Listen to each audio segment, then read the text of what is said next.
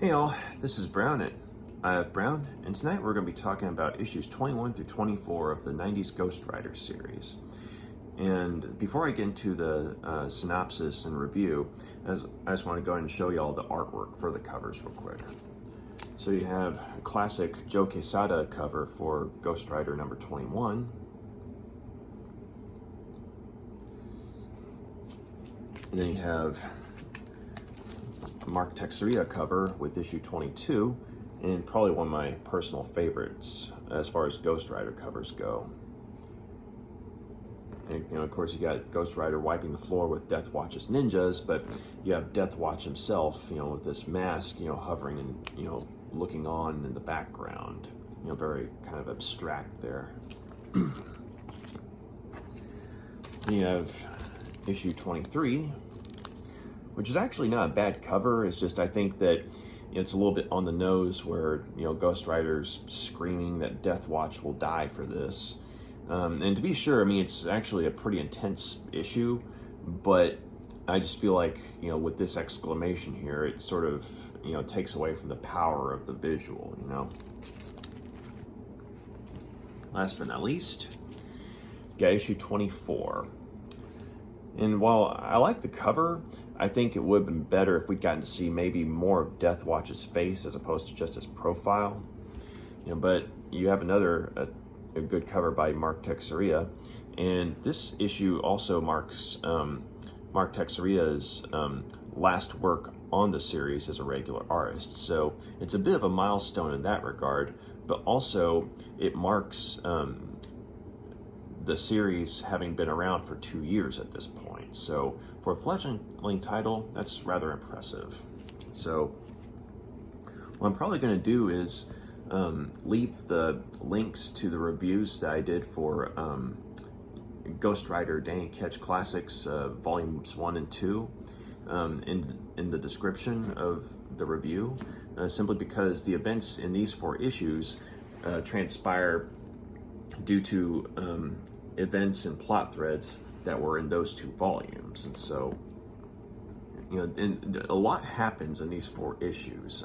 For one thing, you have the introduction of the character of Michael Badilino, who is seems to be a mixture of, mercenary and police officer, because he leads a unit of almost soldiers, if you will, but they're working with the police department, with some government backing, in order to be able to hunt down Ghost Rider. And so Michael Badilino is a character who is introduced in issue 21, and he would go on to become a recurring character within the Ghost Rider series.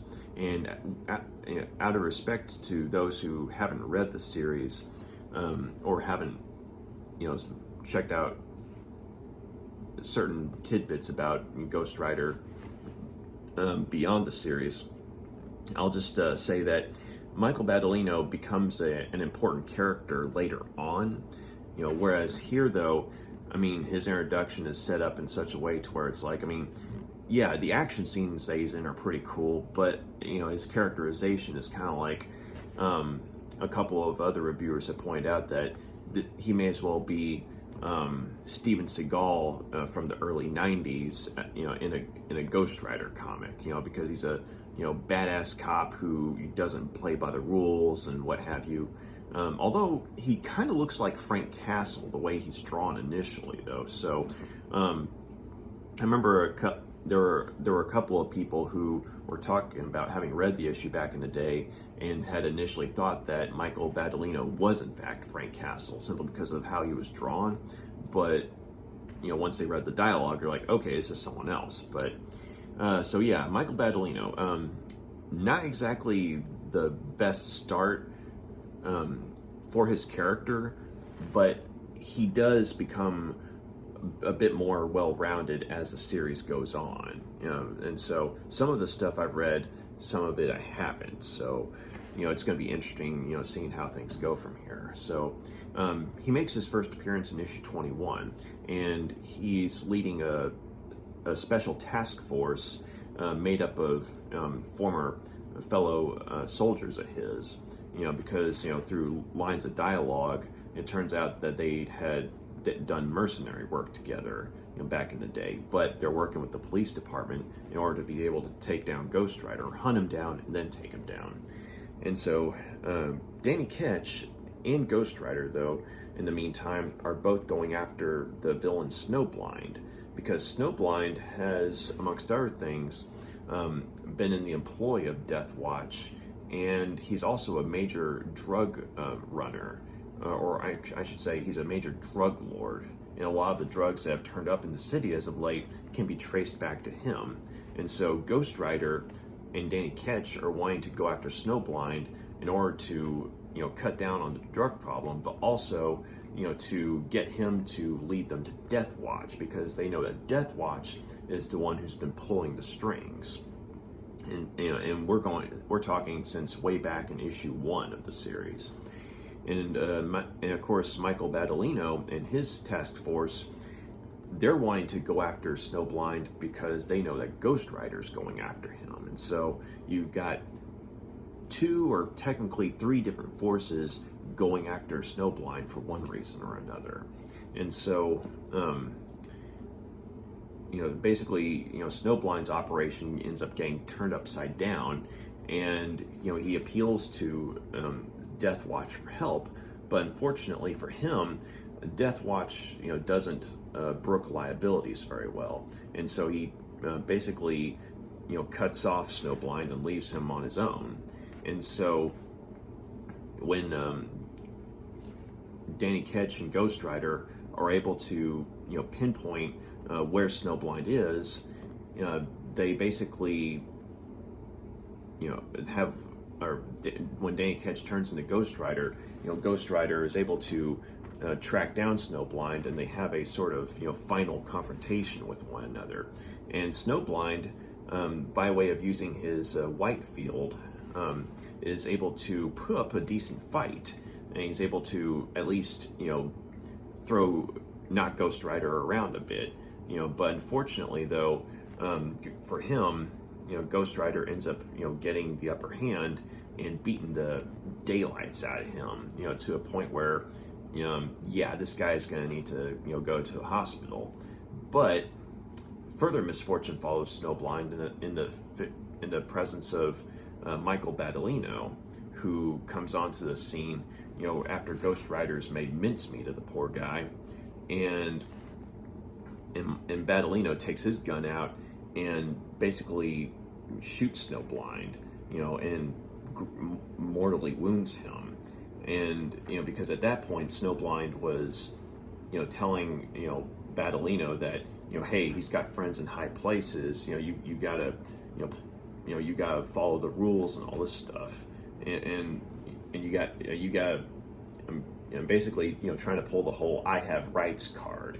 And at this point, while Badilino has kind of a vendetta against Ghost Rider, for reasons which we don't know as of yet, while he has a vendetta against Ghost Rider, he does not abide drug running criminals, because of the lives that they've ruined. And so when Snowblind, a major drug dealer in the city, is basically trying to pretend like oh, I have rights, I'm a victim, and all this stuff, Badilino just shoots him.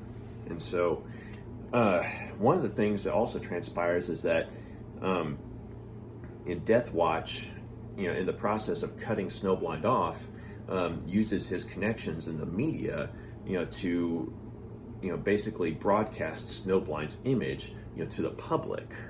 And so it's through that, it's because of that, that Danny Ketch was able to, figure out where Snowblind was, like where his headquarters was, because Linda Way, Deathwatch's agent within the media, basically had it happen to where she accidentally slipped a bit of footage of Snowblind into a certain news report that they were doing one night, and it showed Snowblind at a certain location. And when Danny Ketch saw that, that's where he realizes that that's more than likely where Snowblind is holed up. And so So yeah, this is another point where we see just how far back Deathwatch's machinations have been going, and so it was interesting seeing this guy because back in issues 1, 2, and 3, I mean he was kind of he was more of an aspiring crime lord who was rivaling Wilson Fisk. And he had a bit of a hands-on approach in some ways, but after issues 1 through 3, he basically just kind of hovered in the background, and we found out certain details. I mean, such as his working with Linda Way to undermine the public's perception of Ghost Rider, because of Ghost Rider's involvement in Deathwatch's botched plan with the toxic nerve gas. And also, he's the one who had hired the female group of mercenaries, Heart, to go after Ghost Rider as well. And so, when we come to these issues, we see just how well connected Deathwatch is, and just how committed he is to, I guess, his ruthlessness when it comes to, say, his empire building. And so after Deathwatch leaves Snowblind out to dry, it's just a game of Michael Badilino and his task force trying to go after Ghost Rider, and Danny Ketch and Ghost Rider now trying to go after Deathwatch. And so this is a point where Howard Mackie had it set up to where Danny Ketch was starting to become more like Ghost Rider in terms of personality, and Ghost Rider was starting to become more like Danny Ketch in personality. Like Ghost Rider was starting to have some very human flaws in his character, and such as, say, confusion and what have you. And also, Danny Ketch was starting to have, I guess you could say, an unyielding drive for vengeance that Ghost Rider would ordinarily have. And so, at this point, Danny Ketch is taking it upon himself to, find out, who Deathwatch really is and how to get a hold of him. And so it turns out that while he does have a loose-knit plan, he is not a criminal mastermind. And so he basically gets a whole bunch of people in trouble to a point where, because he blabs about the name of Deathwatch to certain people within Deathwatch's employ, people who, granted, they don't know that they're working for a criminal mastermind.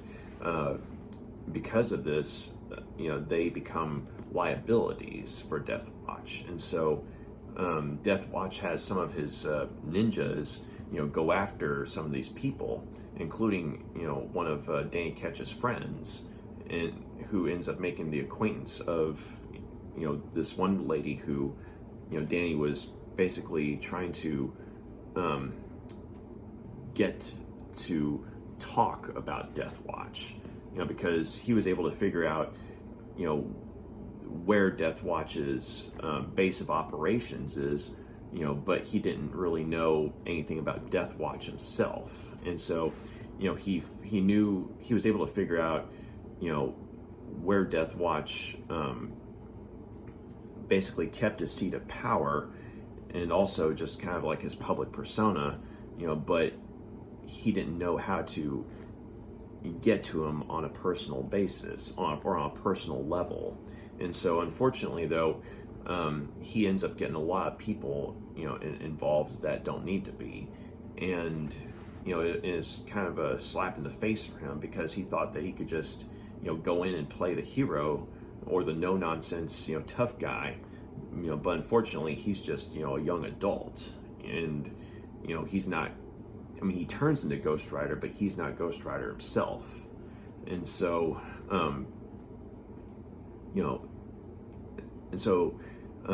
Ghost Rider is actually able to, save Danny's friend, as well as the lady that he had made friends with to try and get information from Deathwatch. But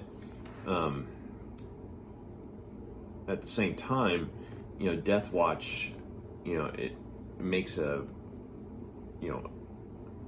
he makes a bold move, and he has his headquarters, his main office building, which it was basically a seat of power.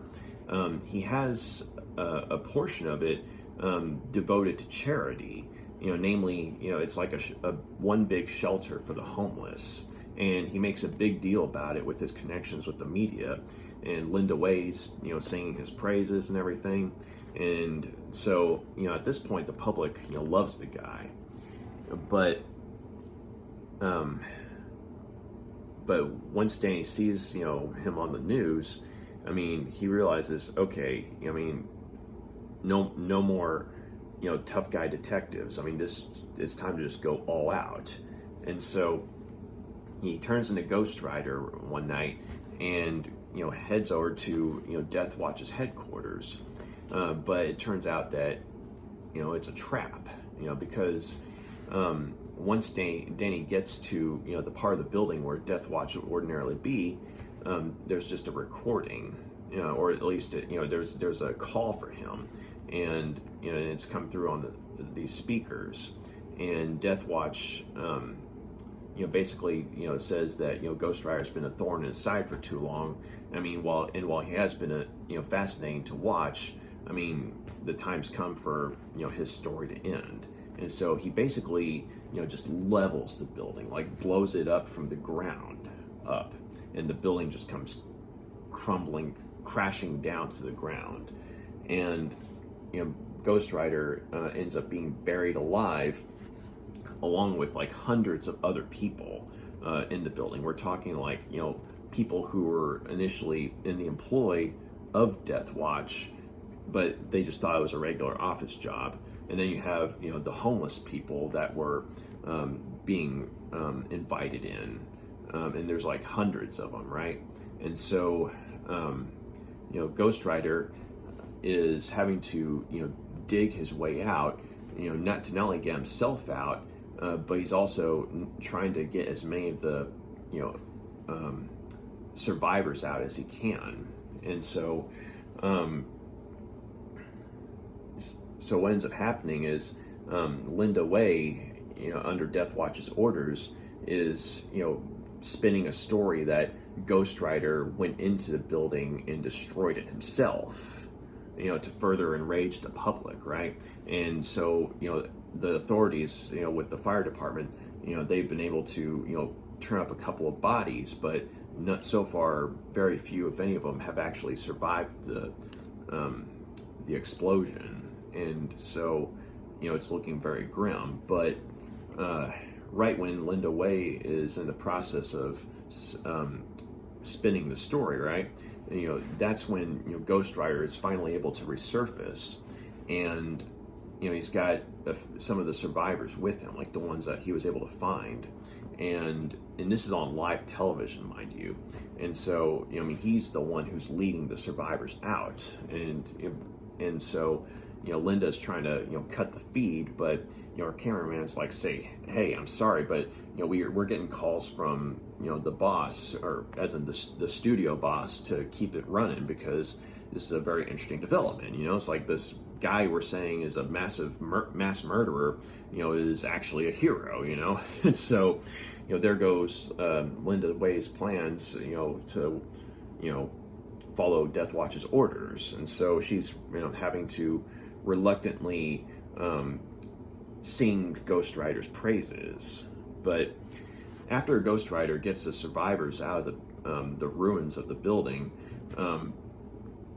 we cut to Deathwatch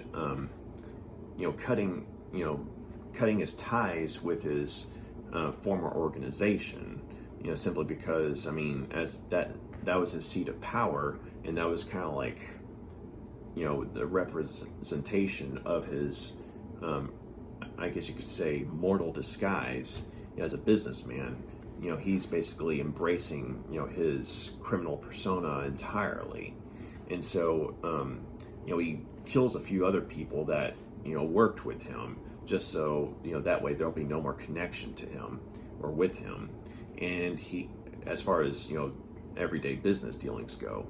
But he does call in a couple of mercenaries that he had worked with in the past. These sort of, albino-looking brother and sister twins named Hag and Troll. And so they both have a different power set. Like one of them's able to drain, the life force of another, while the other one is just like, mainly, freakishly strong, that kind of thing. And so the three of them, they work together to, track down, say, some of the underlings that Ghost Rider had fought recently that worked for Deathwatch. And they, tracked them down to the jail where they're being held at, and where they're being interrogated by Michael Badilino and his task force. And so they assault the police precinct, and a lot of people end up getting killed. A lot of police officers, as well as the underlings that were being interrogated.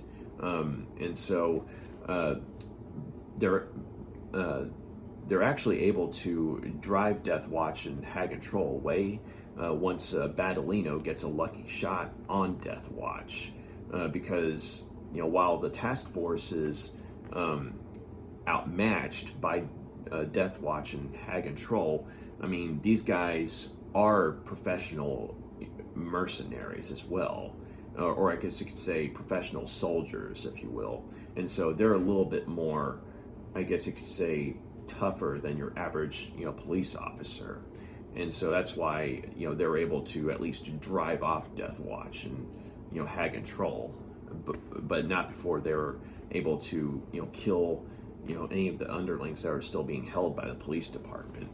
And so once that's happened, we cut back to Ghost Rider, who is, determined to, find out the truth about Deathwatch.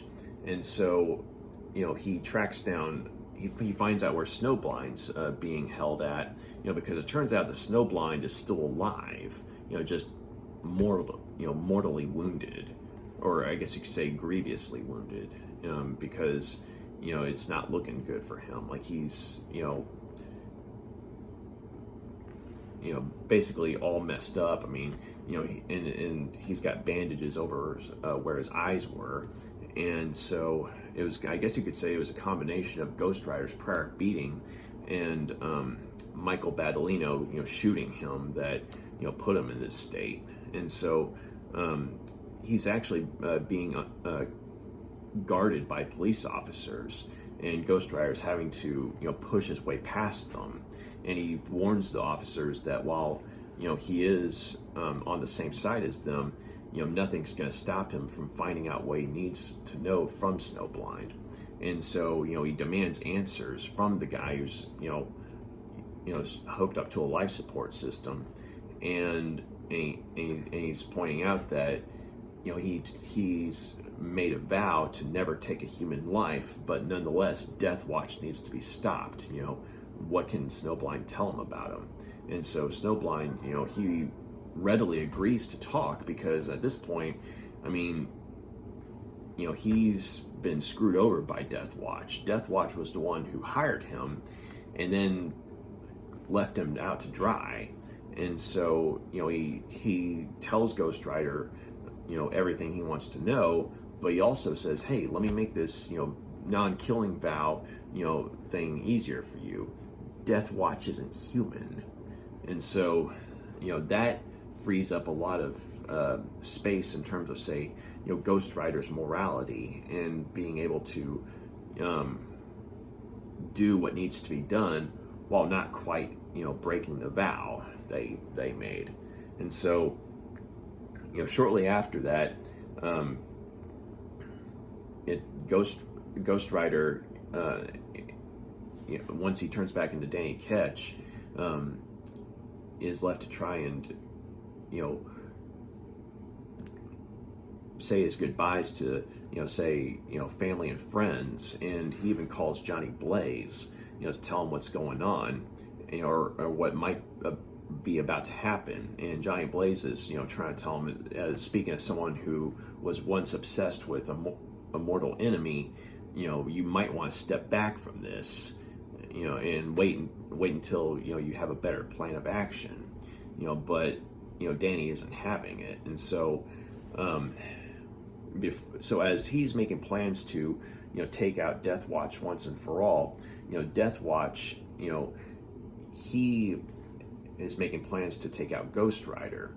And so what he ends up doing is, you know, he goes to the hospital where Snowblind's being held at, and he and Hag and Troll, you know, they basically torture the poor guy and feed off of his suffering and misery, because it turns out that Deathwatch, whoever he is, you know, he feeds on, you know, the pain and misery of others. And so, you know, when he destroyed his building and had all those people buried in the ruins, you know, their pain and misery, you know, basically just gave him one big, you know, deathgasm, if you will. Sounds nasty, I know, but that's the best thing I could think of. And so, you know, he's got Snowblind, and he and Hag and Troll have got all these other, you know, poor hospital patients, you know, all in a kind of a row, like all around them. And what Deathwatch is doing is, as Hag and Troll, you know, are torturing and killing these, you know, patients, as well as Snowblind, Deathwatch is getting stronger, you know, and like physically stronger, you know, to where, you know, once Ghost Rider comes in, he'll be able to actually fight him one-on-one. And so once Danny Ketch ends up, you know, changing into Ghost Rider to, you know, go after Deathwatch, he follows the trail of chaos, which leads to the hospital. And unfortunately, a lot of people have already been killed and tortured at this point, including Snowblind. And so, you know, after his husk is thrown aside, you know, Hag and Troll, they try to take the first offense on Ghost Rider. But while they do some damage on him, he's ultimately able to defeat him by literally throwing them out of the building from like 1 billion stories up. And so, while, you know, they're definitely roughed up, I mean, they do turn up in the series a little bit later, though, but I'll get to that another time. But at the same time, I mean, it's a rather direct way of getting rid of them, you know, or getting them out of the picture, so that way he can go after Deathwatch one-on-one. And so, considering that, you know, he was still weakened from, you know, having dug his way out of, you know, the ruins of Deathwatch's headquarters, as well as, you know, having Hag and Troll do some damage on him, when he and Deathwatch fight one another, you know, Ghost Rider, you know, is basically on the ropes, and Deathwatch is at one point able to literally rip out one of Ghost Rider's ribs and, you know, beat him with it. Which, I mean, yes, it sounds silly, but on paper, though, like when you actually see the results, yeah, Deathwatch is, you know, doing a lot of damage to Ghost Rider. And so, but then again, when, you know, Ghost Rider bears in mind that Deathwatch isn't human, you know, he doesn't have to hold back in his fighting either. And so what he ends up doing is, you know, he takes the rib bone that Deathwatch was beating him with, and then stabs him. And since, you know, the bone was infused with hellfire, you know, or, you know, he was able to channel more of it into Deathwatch. And so Deathwatch, you know, he basically starts swelling up and panicking, and then after letting out a loud scream, literally just explodes. And so, so after Deathwatch is dealt with, you know, Ghost Rider, you know, he makes his way to the top of, you know, the hospital building, and, you know, just silently asks, you know, so what happens now? You know, because, I mean, you know, all his major enemies are either incapacitated, arrested, or killed. And so where do we go from here? But I gotta say that, a lot happens within these 4 issues. Some of the stuff was well done. Some of it I felt could use some work. But considering that, a lot of the plot threads that had been ongoing, since earlier in the series were wrapped up within these 4 issues, and Howard Mackie and the creative team, they really went all in on ending, certain characters. I mean, these 4 issues do carry some weight. And while I do think that the character of Michael Badilino had a shaky introduction, we definitely see that there is potential with him in the sense that, he's not just a static police officer, and, he handles himself well in a combat situation. And so, we know that he has a bigger part to play, but I just wish that, they could have maybe given him a little bit more depth and substance, as opposed to, say, just making him your typical, 90s, badass cop who doesn't play by the rules, that kind of thing. And so his character has potential, but he doesn't have the best of the introductions. And also, I was going to say, in regards to him, it was hard to tell exactly what he did with Snowblind, because obviously he shot him, but the way it's illustrated, it seems like, and also, you have the sound of the gun going off. I mean, you get the idea that Michael, Badilino shot Snowblind, multiple times, but then, when we see him in the hospital, hooked up to the life support system, he's alive, and it's hard to tell if, the damage that, is done to him, that we see him, a victim of, like when he's all, hooked up to the life support system, and he's got all these bandages on him. It's hard to tell, how much of that was because of Ghost Rider beating the crap out of him, and how much of that was because of Michael Badilino shooting him. And so I think maybe if they'd had it to where, yes, Michael had a moment where, he nearly, crossed the line by way of, just flat out executing Snowblind, because, he's got mad on for drug dealers, for personal reasons. And so maybe if they'd had a bit where it looked like Michael shot him, like we see the gun going off, but then maybe we find out next issue that, he instead just maybe, shot right next to Snowblind, like he was going to shoot him, but then they remembered, wait a minute, I'm supposed to uphold the law.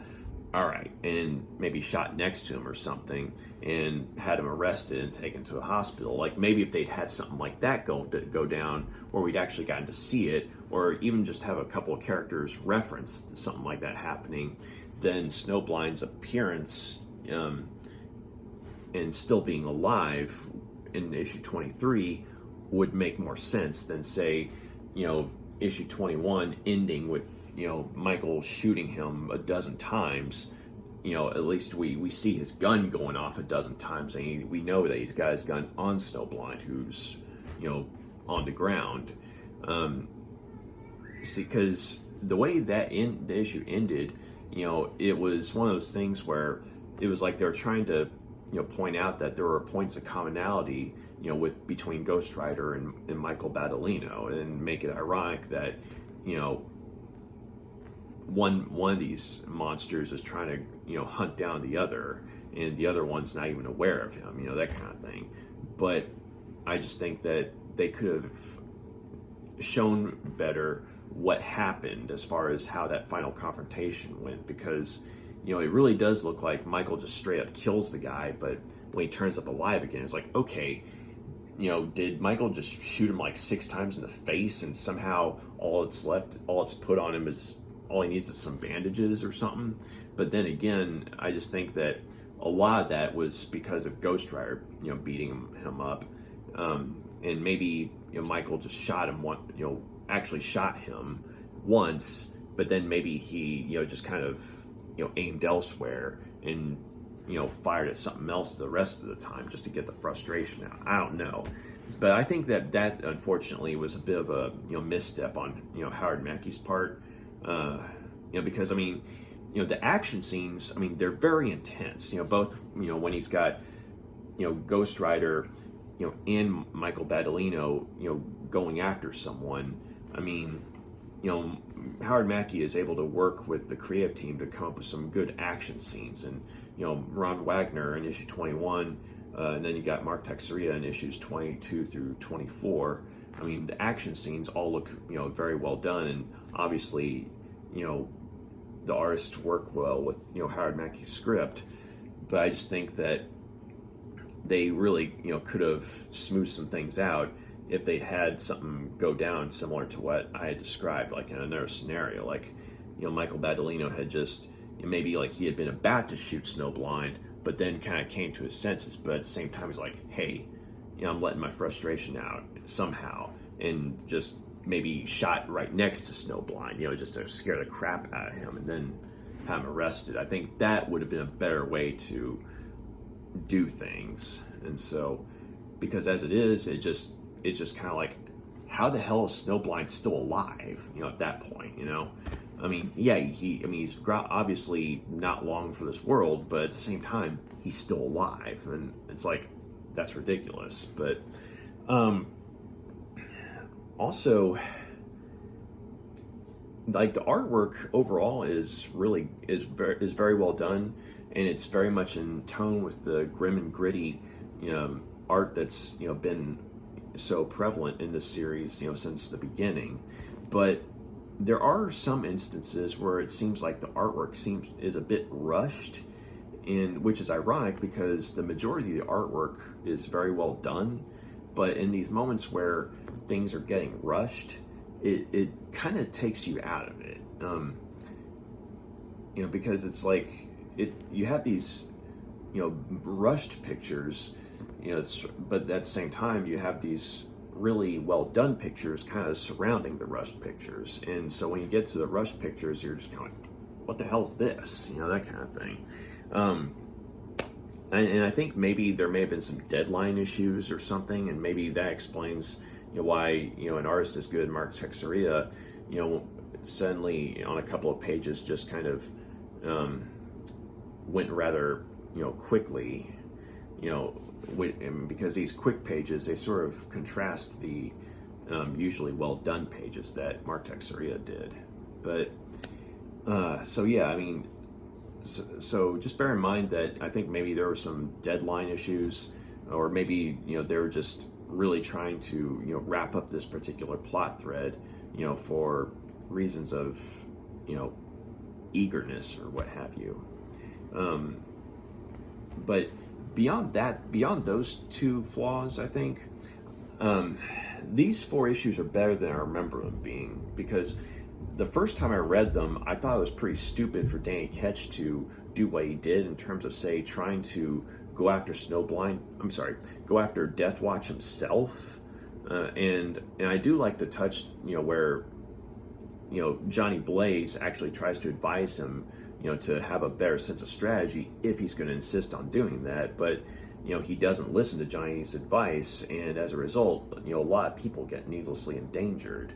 And I thought that, on one hand, it was kind of dumb on Danny Ketch's part, and this, I think, kind of comes down to the artwork, because the way he's drawn, most of the time, when he's drawn by Mark Texeira, he ends up looking older than his character is supposed to be. Like when Javier Saltorez was drawing him, I mean, he looked like a young adult, whereas when Mark Texeira is drawing him, sometimes he looks like a young adult, and sometimes, he looks like a straight-up adult. And so in some of the, instances of artwork by Mark Texeira, in the issues in question, when Danny Ketch is, trying to do his one-man detective squad to try and find Deathwatch himself, I mean, when Danny Ketch is drawn like an adult and he's doing this, you're like, how can this guy be so stupid? But then when he's drawn like, say, the young adult he's supposed to be, you're kind of reminded that, oh yeah, this guy's basically a kid, and he's trying to be a tough guy here, and so his stupidity actually makes a good amount of sense. And so that's an instance where I think it was just one of those things, like in getting to read the story again, or I should say the stories again. The character's rashness is justified, and also bearing in mind that this was a point in time where Danny and Ghost Rider, their traits were rubbing off on one another. And like I said at the beginning, Danny was becoming more like Ghost Rider, and Ghost Rider was becoming more like Danny. And so, Danny's rashness and carelessness, it makes sense. But I like that, he finally saw, firsthand that this carelessness endangers, those he cares about. And so it's like from then on, he makes a point to try and be more careful about these things. And so I did like that bit of sort of that cold splash of water in the face type of, like a harsh dose of reality, for Danny Ketch. And I actually appreciated seeing that. Because sometimes, you have a story where, a character, they keep on doing these, careless things. And they're, they're doing these careless things, or they're acting carelessly because they're trying to do the right thing, but we're left without seeing any of the consequences of that. Well, this time we actually do see the consequences. And so I thought that was actually pretty well done. And of course, you have the very harrowing series of pages from issue 23 where Ghost Rider is buried alive, and he's having to dig his way out to get himself and the survivors out of the rubble of the collapsed building.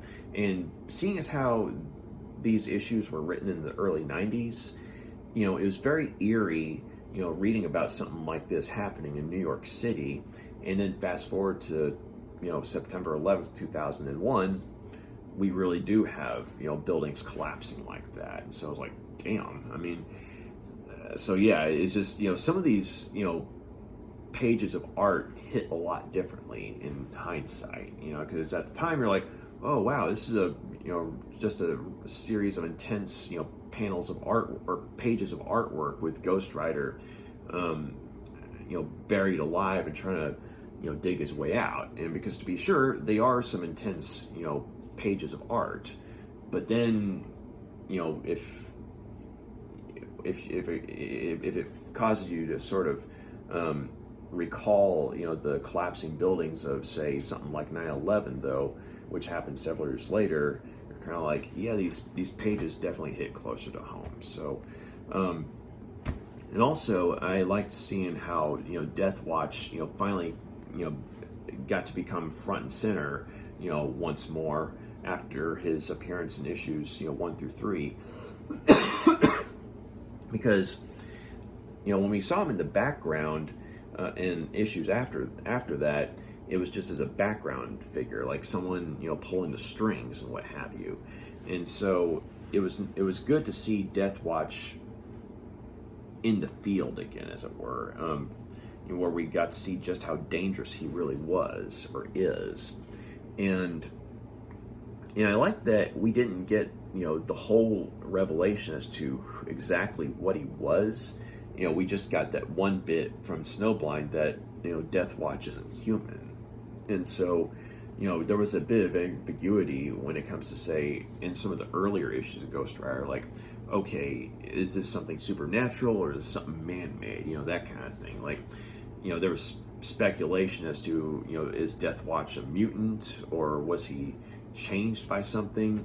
But no, it's just he's straight up not human. We just don't know what he is. But the fact that there is something supernatural about him, that kind of goes along with what was consistent at the book at the time, in the sense of,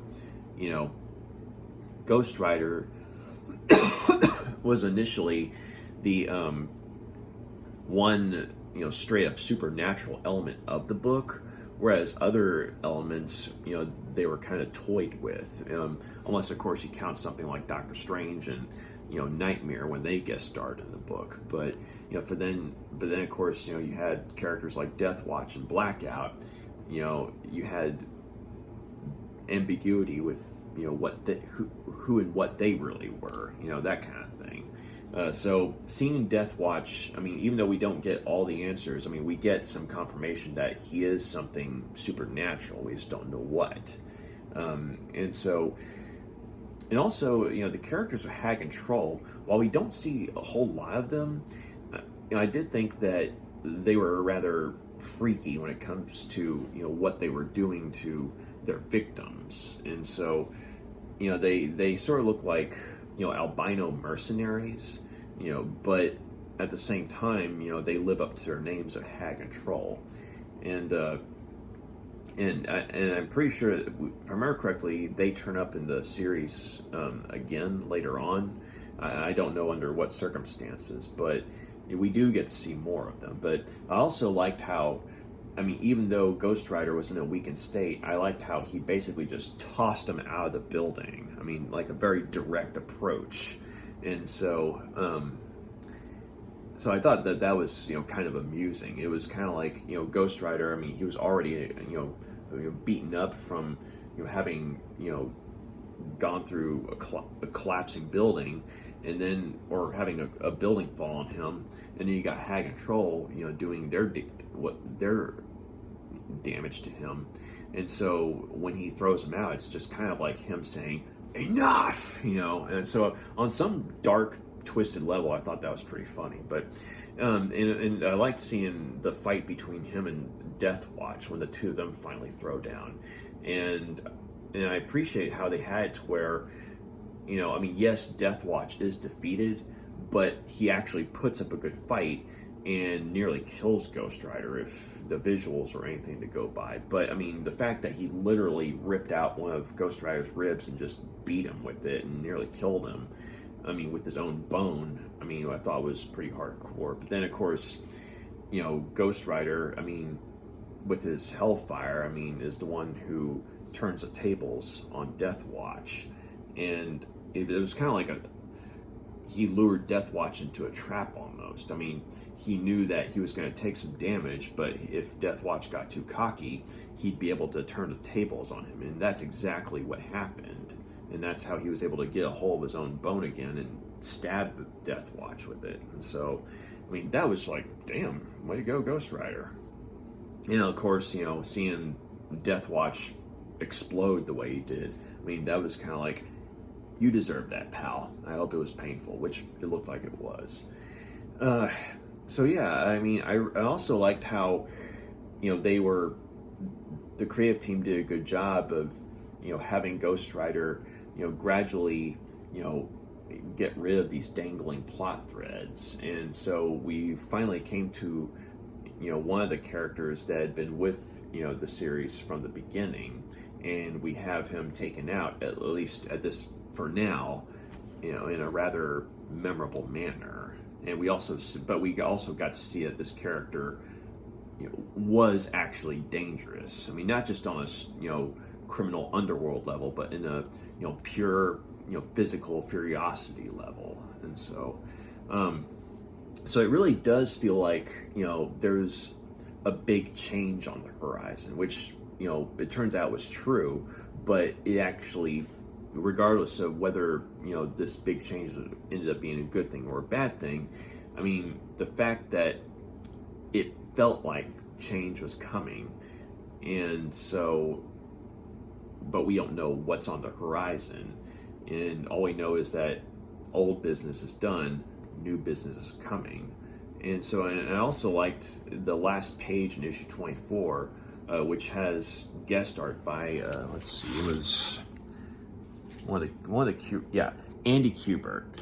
Andy Kubert came in and did the artwork for the very last page of issue 24, and that's the one where, Ghost Rider, after having killed Deathwatch, is on top of the hospital building and just basically saying, well, what happens now?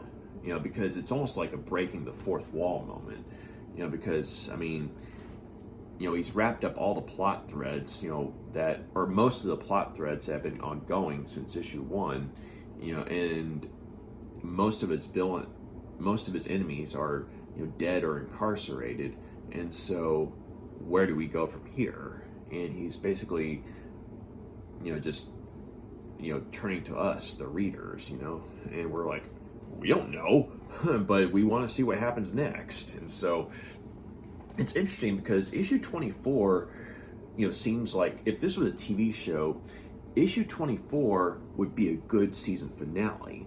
But the kicker is, issue 25 also was the equivalent of a good season finale. So you have, two finales back to back. Issue 24 with Ghost Rider and Deathwatch fighting, and then issue 25, which, well, that's another story. But yeah, they did a good job of living up to readers' expectations and anticipation for something drastic happening, and so and making room for something new. And so now how much of good and how much bad this new thing had, that was up for debate. But the clearing of the board leading up to it, though, very well done. So I'm going to go ahead and give issues 21 through 24 4 out of 5 stars. There were some rough spots, I think. Some of it, I think, was simply because of not quite knowing how to write certain characters at this point, or maybe being under a rush of a deadline in terms of artwork at times. But overall, though, I mean, they did a really good job of clearing up old plot threads and making room for new ones. But at the same time, doing a good job of keeping the characters of Danny Ketch and Ghost Rider consistent with one another, and having both characters being hit with a dose of cold hard reality. And so yeah, 4 out of 5 stars. And this was a good way to end Ghost Rider's second year and further establish the character. So thank you very much for taking the time to check out my review. If you got any questions, comments, I would love to hear them. And if you like what you see here, please feel free to subscribe. So y'all take care. Have a good night. Bye.